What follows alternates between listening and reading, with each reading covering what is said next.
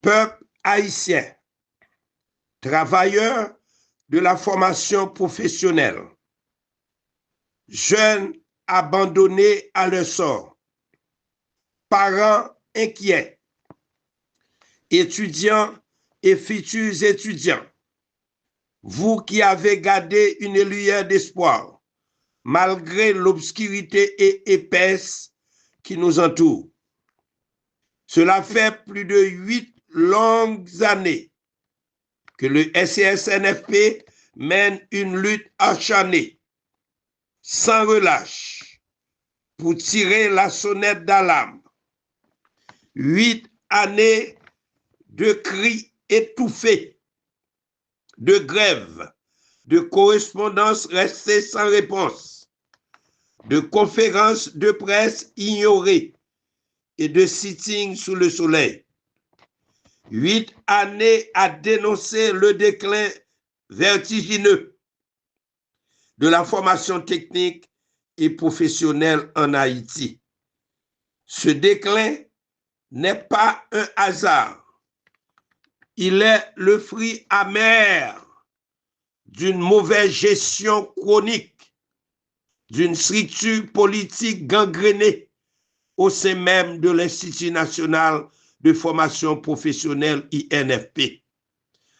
Cet institut, censé être un moteur de progrès, est devenu une boîte remplie de bureaucrates sans vision, adaptés à la structure de partis politiques dirigés à répétition par des politiciens chevronnés, plus soucieux de négocier les intérêts de clans que de former la jeunesse.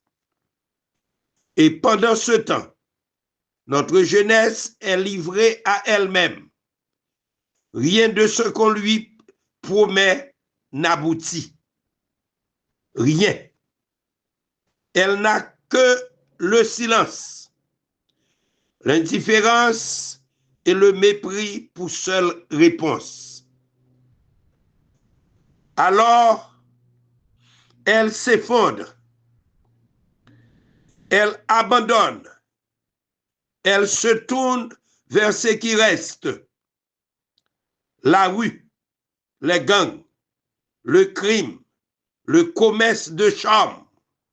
Elle devient vulnérable, manipulée, piégée, et tout cela, nous le devons en grande partie à l'INFP. L'INFP est l'un des incubateurs de notre désastre actuel. Un institut devenu boîte de payroll, sanctuaire de la corruption, du mépris total des droits humains, du non-respect du code du travail, des règlements internes de la vie humaine elle-même. Ce qui est impensable ailleurs est devenu monnaie courante à l'INFP. L'indiscipline, l'inaction, la pourriture morale y règne en maître. Ce qui devait être un symbole de prestige et de progrès est devenu une honte nationale. Et pourtant, nous avons tout essayé. Le syndicat a rencontré les dirigeants, a écrit au Conseil présidentiel de transition, a proposé des solutions, a supplié, a alerté, a averti. Nous avons organisé plus d'une douzaine de conférences de presse, un sitting, des campagnes de sensibilisation. Nous avons demandé, redemandé, exigé la nomination de cadres techniques et compétents à la tête de l'INFP. En vain. Nous avons même rencontré le président du conseil, Nous avons réitéré encore et encore nos correspondances pour leur dire clairement, ne nous poussez pas à aller plus loin. Mais ils ont choisi d'être sourds et aveugles. Aujourd'hui, nous le disons sans flancher, le SCSNFP ne baissera pas les bras. Et notre message au CPT est simple. Vous avez choisi de continuer à exposer notre pays au monde comme la risée des Caraïbes. Pour vous, les amitiés passent avant l'avenir de peuple. Si Dessalines était vivant, il dirait de vous que vous méritez le sort des traites et des ingrats.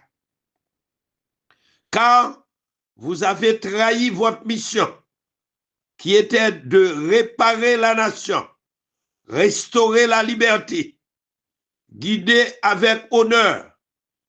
Mais il n'y a pas de liberté sans production.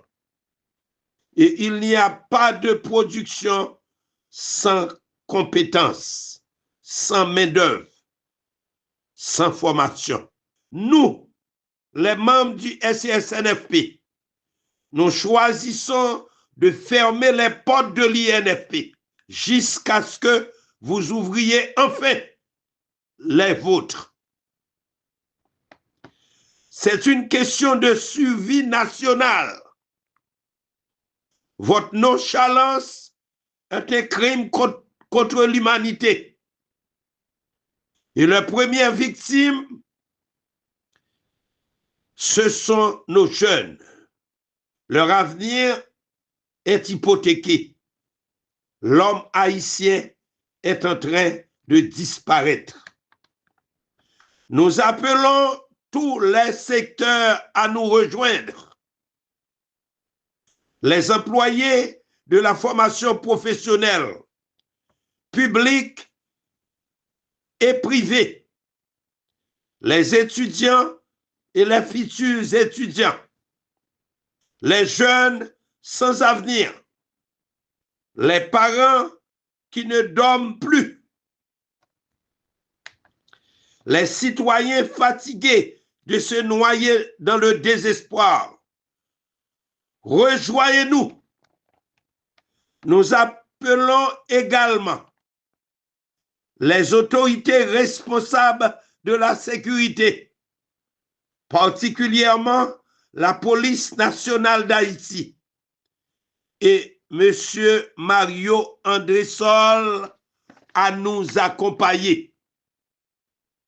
Ce mouvement ne vise pas à semer la pagaille, mais à réveiller les consciences. Ce sera un mouvement pacifique, accompagné, encadré, mais fort. Un mouvement symbolique, mais porteur de transformation. Peuple haïtien, rejoignez-nous le jour venu. Faisons entendre un message fort au CPT. Le pays ne leur appartient pas. Il nous appartient. Et nous sommes fatigués d'attendre. Notre patience est à bout.